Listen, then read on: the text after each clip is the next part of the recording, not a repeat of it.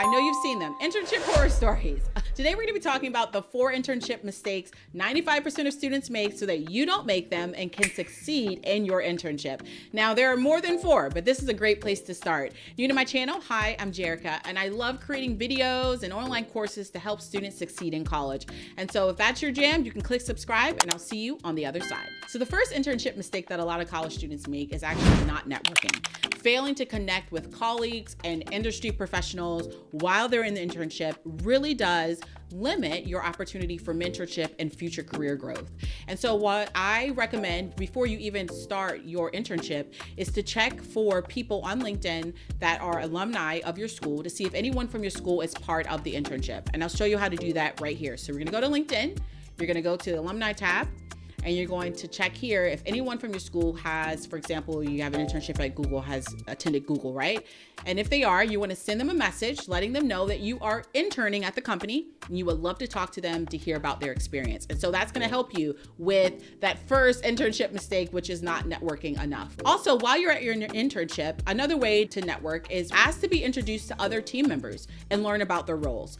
These meetings with other team members shouldn't be super long, max between 8 to 15 minutes, just to hear about the work that they are doing. So you can do that.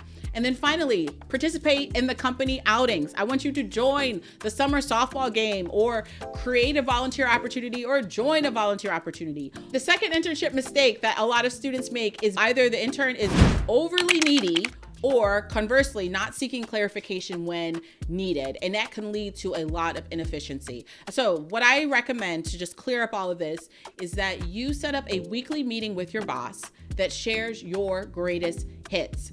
I remember when my mentor broke this down for me many years ago. They were just like, Jerica, where's your greatest hits? I was like, I don't know. I don't want to brag and talk about all the things that I do. And it's just like, if you don't do it, no one else will. They don't know. They don't know. And so I recommend that you have a document that keeps track of all the different successes that you're having throughout your internship. And then when it's time for your meeting with your manager, send a message that has some of the things that you've done. And if they're like, okay, I don't want that, then that's okay. Bring that with you to the meeting. And then at the meeting, you can talk about the great things that you're doing so that your manager can see that you're actually doing amazing work. The next internship mistake is taking on too much.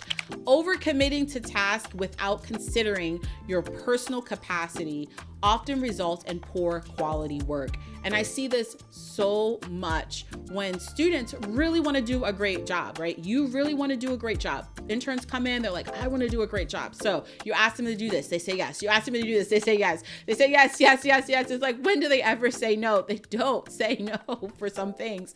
When I'm working with interns, of course, I'm mindful of their capacity and I'm asking, is this something you really can do? But if you don't have a manager like that, you want to make sure that you're mindful of your own capacity, right? To say like, okay, I'm actually working on X, Y, and Z. I cannot handle B, C, and A, right? I can't do that at this point. And in these meetings with your manager, you can let them know, hey, I'm working on all these things. Can we pause this just for a little bit because I want to make sure I'm bringing you quality with this. And I'm telling you, they're going to love that. I know I would love that. The final internship mistake is inappropriate professional behavior. This includes dressing unprofessionally, I know, overusing personal devices or oversharing on social media, which can damage one's reputation. And I see this kind of happen in the internship, like people start off being awesome. And then as time goes on, as the weeks go on, these type of behaviors start popping up, right? So an internship, we already know, is a learning experience. And so you want to first, when you come into your internship, observe the company culture and see what is appropriate. If everyone is wearing flip-flops, fine, you can wear flip-flops. If everyone is wearing shorts, fine, you can wear shorts, right? Or is everyone, the way that they message each other, is the way they communicate with each other is primarily email, or they like to meet in the conference room and talk, or they like to send messages over Teams. Observing the culture is really going to help you. There's a book that I love to recommend. It's called The First 90 Days in Government or The First 90 Days in Nonprofit. Now, that may not work for you, but it talks about the importance of taking your time to observe the culture before you come in and try to do anything, right? And so that is one of the mistakes that I see with professional behavior. It's because people haven't taken the time to figure out what's actually happening at their internship. And then finally, under inappropriate professional behavior is Don't be the person that people have to adjust to on your team, right? Don't be the person that people have to adjust to. This means like you don't want to be the person that people know as the gossiper. Oh man, this person's coming around, they're a gossiper. Or the person that is always complaining, right? There's a fine line between gossiping and sharing good information and complaining and offering solutions to problems and things like that. But you don't want to be known as the person that everybody has to adjust to. That's just not going to help you.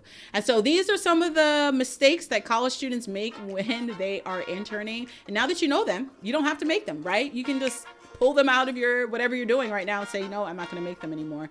I wish you guys a wonderful, wonderful internship whenever you're watching this. And as always, I want you to be kind to yourself because the world needs who you were made to be. I'll see you on the next video.